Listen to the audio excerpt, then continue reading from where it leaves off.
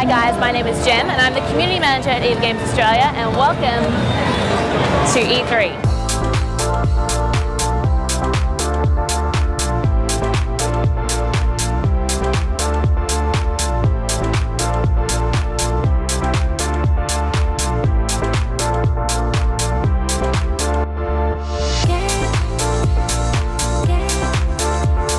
Let's go take a look around the show floor.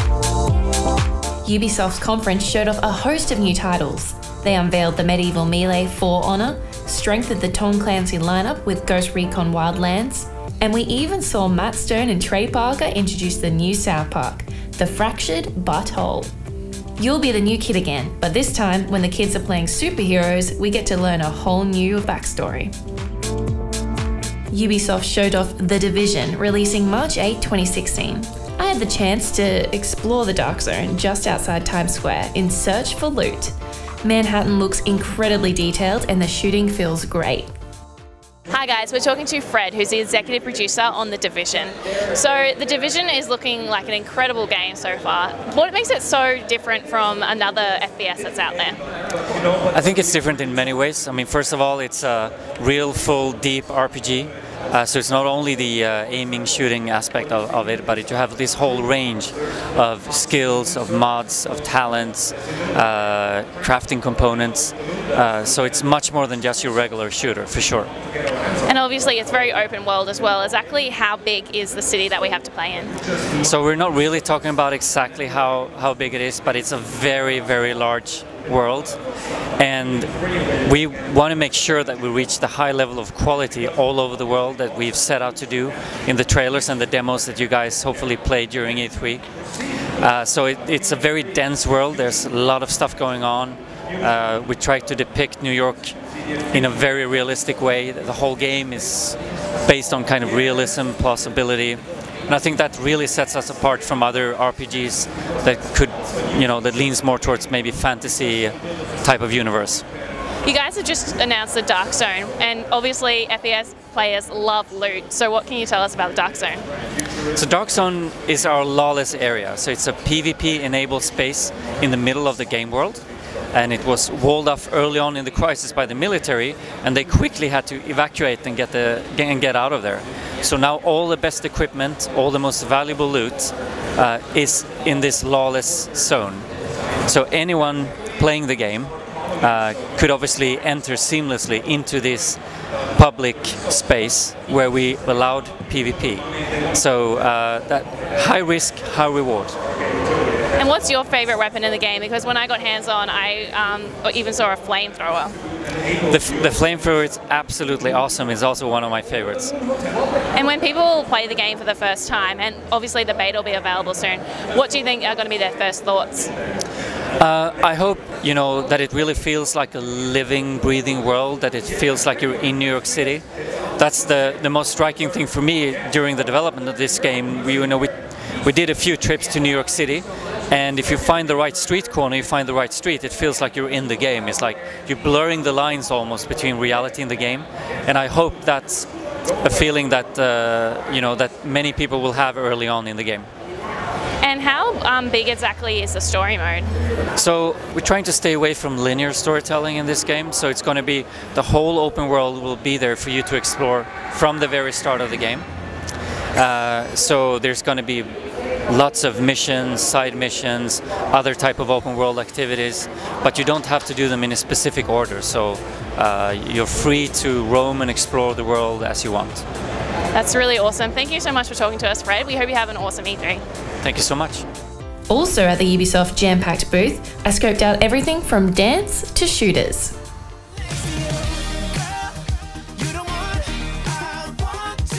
Hi guys, we're talking to Jason from Just Dance 2016. Thank you so much for talking to us.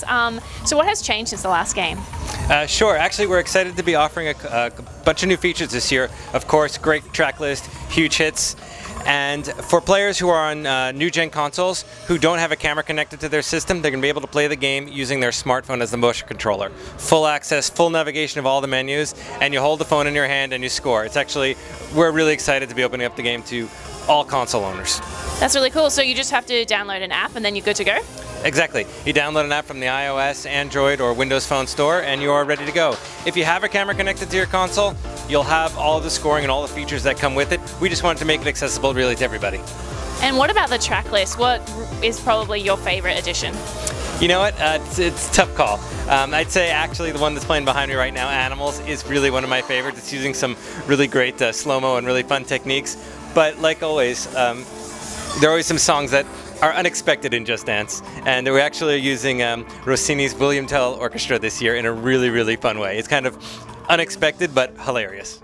For the first time, Assassin's Creed has vehicle action, horse and carriage style. We sat down to have a quick chat about what Ubisoft has changed up in the franchise this time. Assassin's Creed Syndicate is a totally different setting to anything before. Can you tell us a little bit about the story? Yeah, Assassin's Creed Syndicate is a very true first modern assassin that we're creating. So when you think of it, it's we're getting into London of 1868. London back then was controlling a quarter of the population of the entire world. So very powerful city. The story in a nutshell is you're playing Jacob or Evie Fry, so they're twins, and they get to London and born and raised assassins, so as assassin, and they need to take back London from the Templars. So we were told at the conference it's basically a revolution within a revolution, and that's right? Yeah, it's a revolution in a way that, it's only 75 years that from the French Revolution, but it's really, when you think of the Industrial Revolution, completely changed the way we live. So we've went from the medieval period to a modern period. So now there's carriage on the street. There's, for Jacob and Evie, they will get to have a very modern tool, the rope launcher. So it's a very different setting, a very modern setting. It's great that we're going to be able to play as Evie. Can you tell us a little bit more about her? Yeah, absolutely. Evie, so she's Jacob's twin. She will join in London as a player. So they will discover London as the player, and basically the players will be able to choose between Evie and Jacob for the entirety of the open world activities. So everything that you've seen in the hands-on demo today is going to be played as well by Evie if the player wants to. Within the main narrative will change between Jacob and Evie depending on the story that we want to tell. So obviously that was one of the major requests that the fans wanted. What else have you delivered this game that the community has asked for? I mean, one thing that we do is everything is super dynamic. Everything moves. So when you look at the street with carriages, you can drive the carriages, but you can as well fight on top of it. You can jump from one another. You can hide in it. This is really within the navigation. With the rope launcher, a new tool, super fast, that gives a lot of freedom and creativity to the player.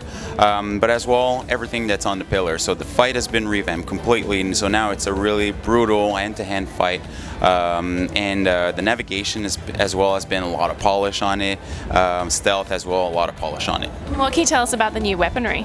Yeah, the weaponry is really within, like I was saying on the fight, is all the brass knuckle, for example, or we unveiled this week the cane sword. So it's really lethal and very aggressive kind of a weapon for both of them, for both Jacob and Evie. And when an Assassin's Creed fan gets hands-on with the game for the first time, what do you think are going to be their first impressions? I think the first impression that they will see is that freedom and speed. They're using the rope launcher. We've seen it yesterday on the floor, but we've seen it over the past few months now with our playtest, is that the players are traveling throughout the city a lot faster. We were talking about the carriages, but we're talking as well about trains. So the player can jump on a train, you can fight on top of it, you can as well an inch wagon to create this different kind of gameplay. So it's really about speed. I think that's what the people will feel. Rainbow Six Siege will bring a unique flavour to the shooter lineup in the back half of the year, and its destruction engine and AI look incredible. You won't just be playing with dead meat, your AI opponents will get smarter. We're talking to Scott, who's the animation director on Rainbow Six Siege. Congratulations on the fact that everyone seems to be talking about this online and at the show. You must be really happy with how everyone's talking about it. We are ecstatic. The entire team is using this as motivation. It's great to see all the people that come here. It's super positive, all the feedback throughout the media, the fans, the community. It's great. So I just got to check out Terror Hunt, which is multiplayer against some really, really smart AI. So what can you tell me about that? The AI this time around has all the tools that the player has.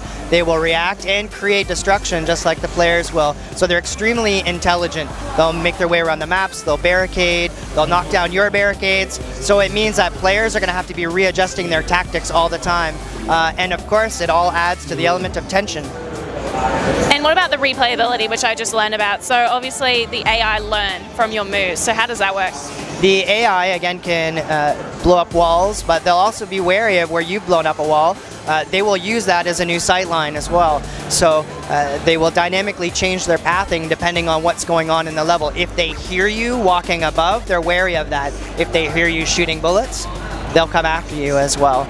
What I noticed from checking out the game is that in terms of FPS multiplayer, it's very intense, which is awesome. So how have you guys achieved that?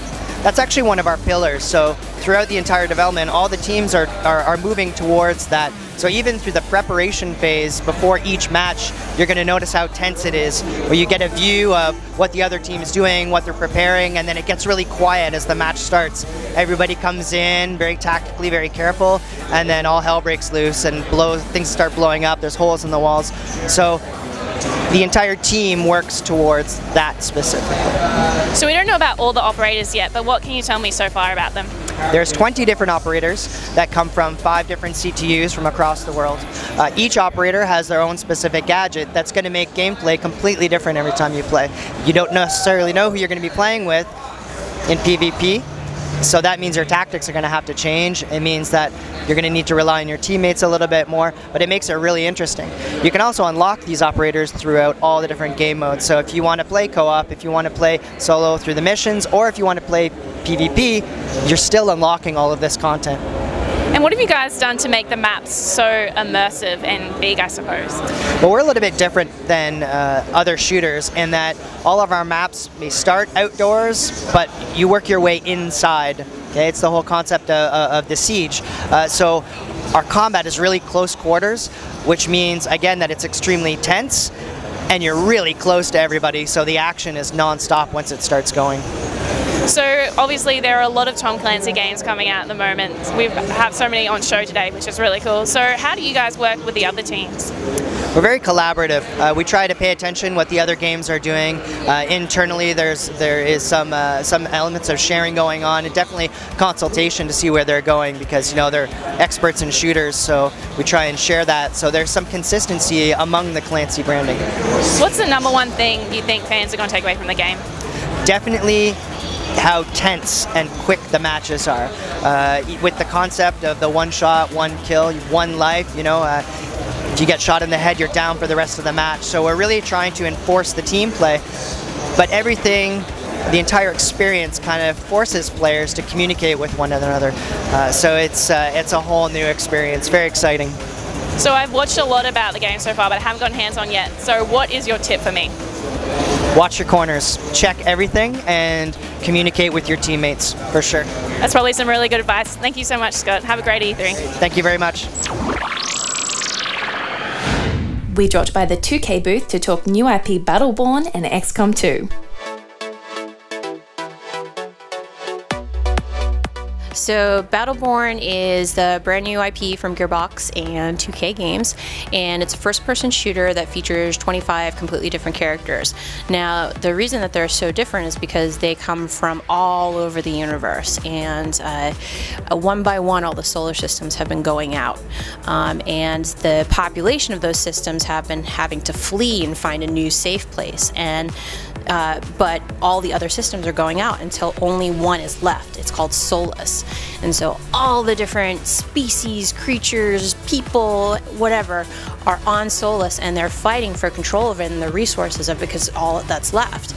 But the Varelsi, who have been the ones who have been destroying all the other solar systems, are now coming for Solus and trying to complete their work. And so all these different characters need to band together and defeat the Varelsi and save Solus. Battleborn's very different for a lot of different reasons, but I think the core of why it's so different is the characters and the fact that you start off the game with 25 different characters and they all play completely different. They move differently. They have different abilities. They can be defense oriented or they can be more of a offense character. And when I say they're completely different, like I'm talking all the way down to their development. Each of these characters has a completely unique skeleton and rig and animations and so forth. Gearbox basically likes to say how that each of these characters is actually the main character in a video game that hasn't been made yet, and it's true, they treat them that way. So if you could choose 2 skills from Battleborn for your own life, what would you choose? Ooh, I think the dark matter bomb that Arendi drops, that would be pretty cool, and probably being able to shoot a bow. And last of all, what is the one reason Battleborn cannot be missed? Does it have to be one word or just one thing? Because it is an incredibly fun game that has something for everyone. Awesome, thank you so much. XCOM 2 is a challenging yet pure fun turn-based strategy game. The last game seemed like a happy ending, but the studio have gone and shaken up the story and the gameplay. So with this game, we started out, we wanted to make it procedural. So we really embraced that. The first thing we did after we came out of XCOM 1 was we went into the room and we sat around, what were the things we wanted to focus on? And procedural maps were the very first thing we wanted to do. So we set about making that. All the levels are completely random, not random, they're procedural. There's a difference.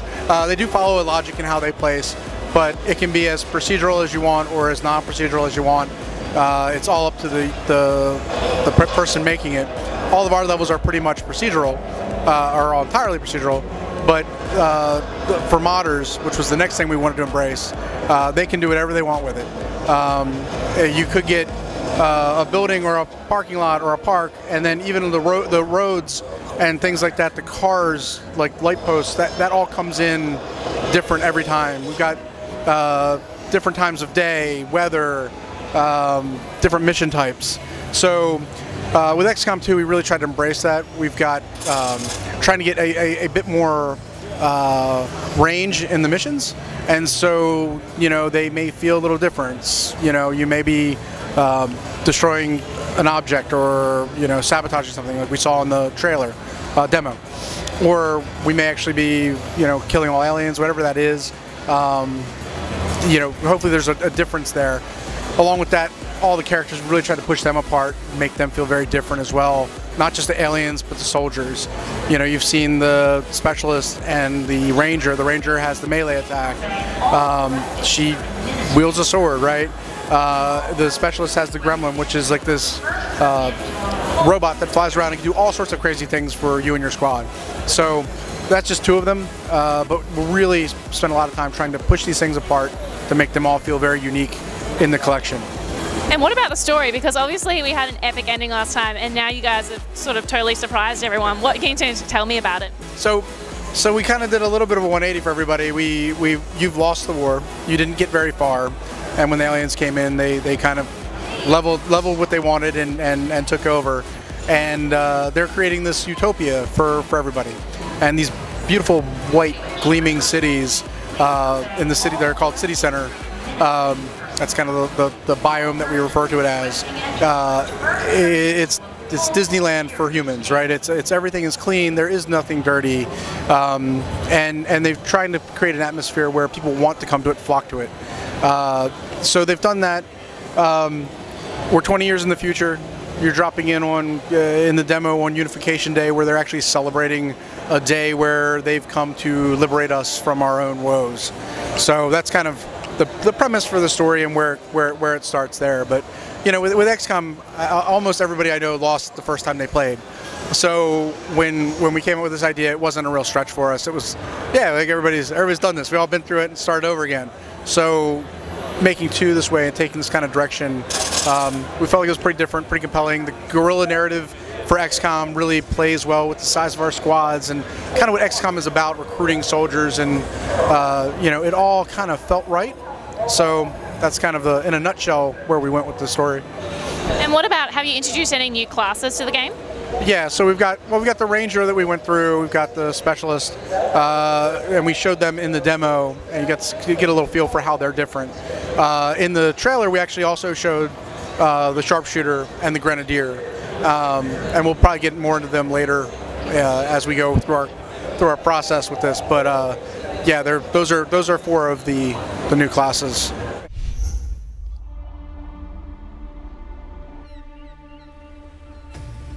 No basketball game exists in a vacuum. What's come before, what will follow. On these courts, the story is everything.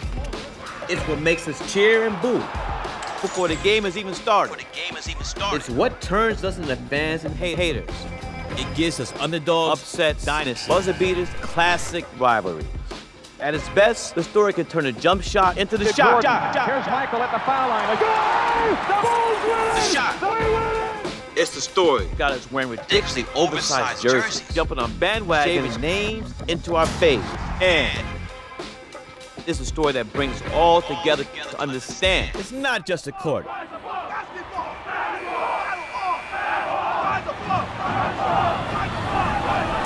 It's an epicenter. Where plots unfold, fires the 3, and the drama writes itself. So, what will your story be? NBA 2K16. Disney have really gone back to the drawing board to show off all the universes in Disney Infinity 3, with 8 different studios working across the combat, vehicles, and more. All in all, Star Wars and Disney fans will of course need to check it out, but we reckon any fan of platformers will be impressed. Hi, so I'm David Marinick. I'm an associate producer for Disney Infinity, and here we're seeing the Inside Out playset for Disney Infinity 3.0 edition. This playset takes place after the film. It's Riley's watching a scary movie, she goes to bed, and she gets a little rattled and her memories scatter all over Dreamland. So the emotions are trying to collect the thought bubbles to get them back in their proper place. So my name is Sean Patton. I'm the senior producer on Disney Infinity. And right now we're looking at Rise Against the Empire. So one of the great things about the Star Wars universe is the vehicles. And we took the opportunity when we knew that we were going to do Star Wars to improve a lot of our vehicles throughout, not just Star Wars, but throughout all of Disney Infinity. And we also wanted to vary up our gameplay because we heard that that there was more and more desire for new types of innovative gameplay. So we took this opportunity, we said, well, what if we did the trench run on rails? Not exactly the most innovative idea, but a great opportunity for us to add really cinematic moments to make you feel like you're in Star Wars: The New Hope. I'm Zach Krissinger. I'm a quality assurance project lead for Disney Interactive, and this is Twilight of the Republic. So if you want to go ahead and exit out, so you're actually going to be loading in Ahsoka Tano right now. She is a Jedi, and she'll be able to use the lightsaber combat that is very, very popular for this playset. Alright, so you got some enemies coming forward. So what you can do is for the actual combat, you can use the triangle button, and you can hit it 3 times, and you can actually execute the first type of combo. The second type of combo would be a pause combo, so you can hold it down, or hit the triangle button once, or that was a juggling.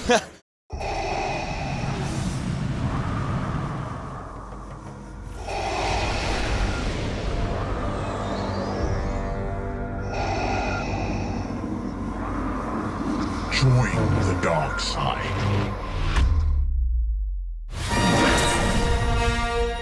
Here's where the fun begins.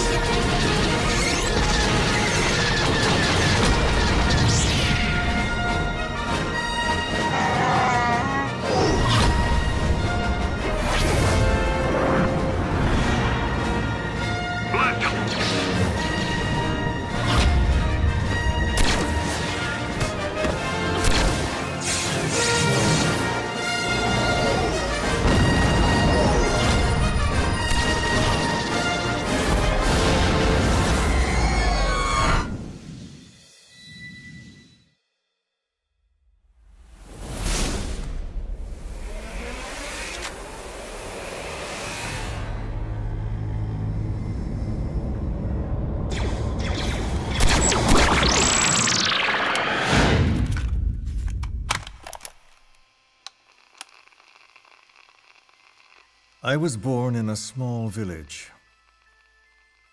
I was still a child when we were raided by soldiers.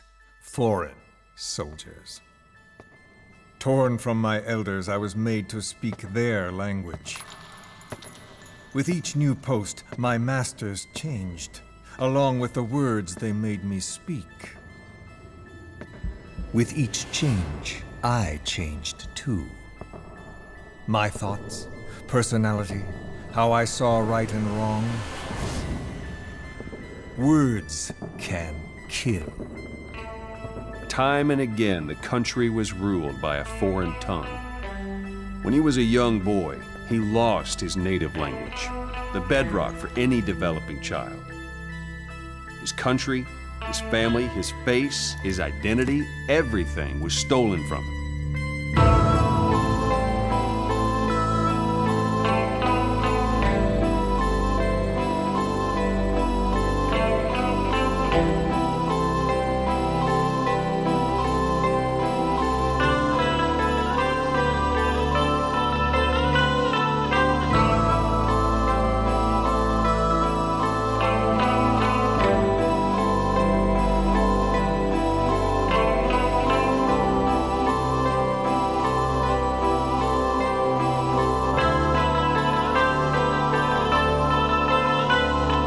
Since ancient times, every civilization's ruler has had the same idea.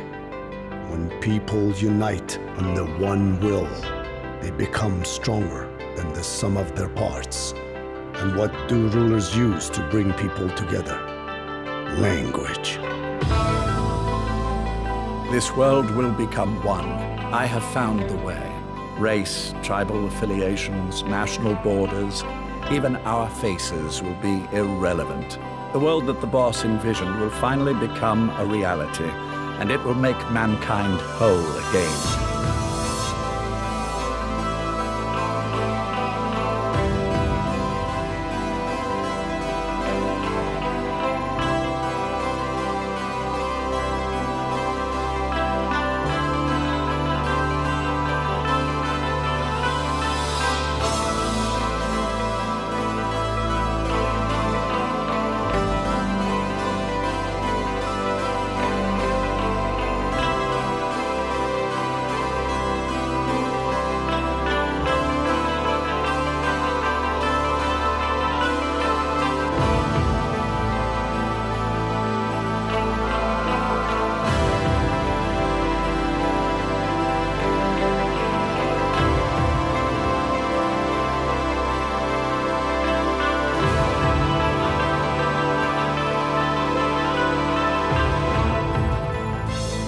America is a country of liberty, a meeting of immigrants. Instead of simply assimilating, its citizens live alongside others. So the Major sought a system that used information, words, to control the subconscious. In his eyes, the greatest symbiotic parasite the world's ever known isn't microbial, it's linguistic. Words are what keeps civilization, our world, alive. Free the world, not by taking men's lives, but by taking their tongues.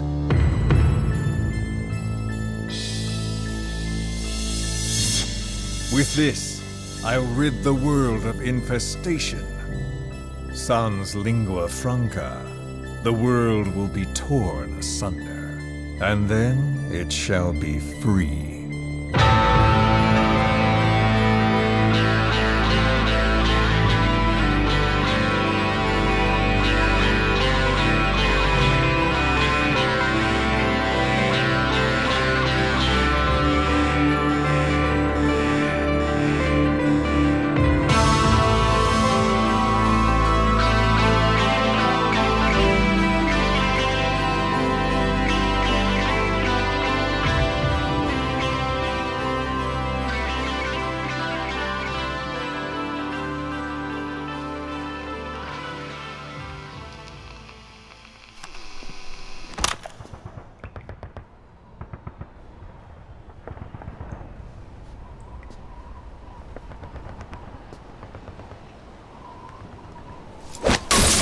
The chain of retaliation is what will truly bind this world together as one.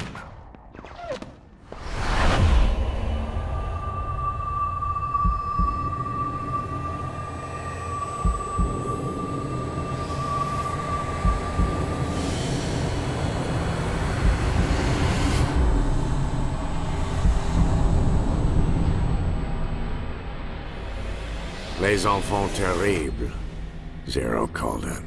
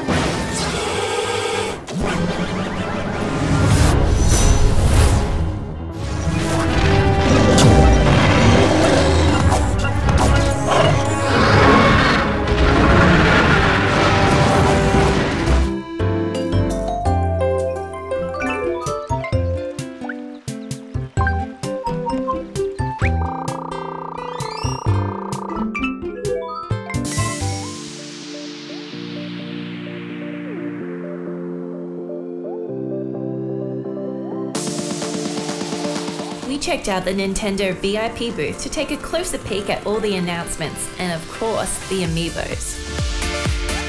Star Fox Zero is just what the doctor ordered, combining nostalgia and a fresh look and feel.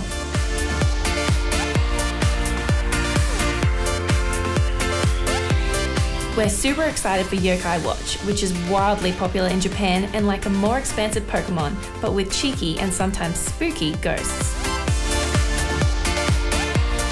Mario Tennis Ultra Smash is an instant classic. Super Mario Maker is good fun, and it allows you to craft trickier levels and bad guys, have a helping hand when you really get stuck, and of course just get creative with the original Super Mario levels.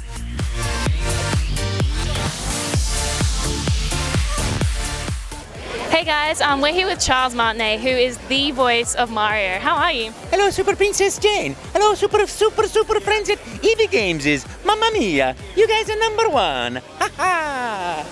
That is amazing. How are you enjoying E3 so far? It's so great. I love it. I've been playing over there with the Mario Maker, and I've been making levels, and I make levels that are a little bit less challenging than perhaps you'd find in the higher levels of the game, because I put little bricks so nobody can fall through, and then I put gold coins everywhere, so the whole game is until you get to the steps that go up to the top of the flagpole.